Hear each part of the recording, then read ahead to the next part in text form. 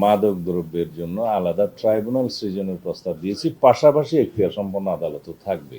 মাদক দ্রব্যের ব্যবসায়ী, চোরা কারবারি যারা করে তাদের সশস্ত্র গ্রুপ আছে, কিন্তু আমাদের মাদক দ্রব্য নিয়ন্ত্রণ অধিদপ্তরের কর্মকর্তাদের যারা ইন্সপেক্টর যারা অপারেশন করতে যায়, অভিযান চালায়, তাদের কাছে কোনো অস্ত্র নাই।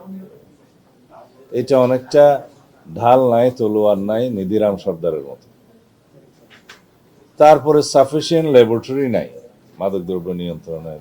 মাদকদ্রব্য ধরা পড়ার পরে যে একটা আইনি ব্যবস্থা থাকে, এটা মাদক কিনা টেস্ট করার জন্য কি পর্যায়ে কয়েকটি ল্যাবরেটরি আছে। এরপরে যে দুর্বলতা তা হচ্ছে মামলা পরিচালনার ক্ষেত্রে ৮০,০০০ মামলা পেন্ডিং আছে ঢাকায়, কক্সবাজারে ১৮,০০০-এর উপর, চট্টগ্রামে প্রায় ৩৯,০০০। এইভাবে খতিয়ান দিতে গেলে প্রত্যেকটা ডিস্ট্রিক্টে আমার যেগুলো স্মরণে আছে বলতে পারবো।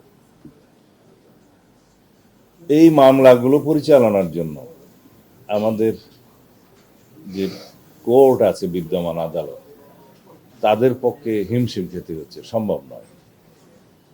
তা এখন এখতিয়ার সম্পন্ন আদালত বলতে যা বোঝায় তাদের কাছে মামলাটা দিতে হয়, করতে হয়, ট্রায়াল ওখানে আসে।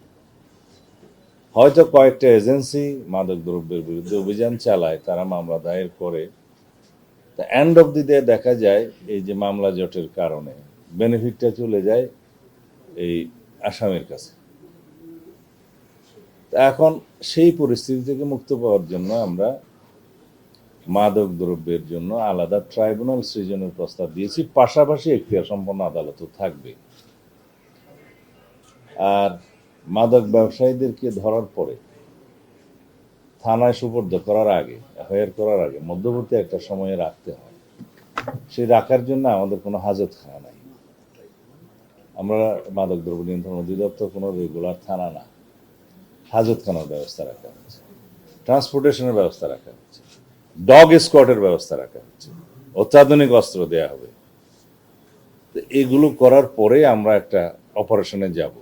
সেই আইনটা আগামী কয়েকদিনের ভিতরে পার্লামেন্টে উঠবে ইনশাআল্লাহ, শক্তিশালী। আপাতত এই সুসংবাদটা দিয়ে আমি যাই। এই বিদ্যমান আইনেই সংশোধন, মাদক দ্রব্য নিয়ন্ত্রণ আইন সংশোধন।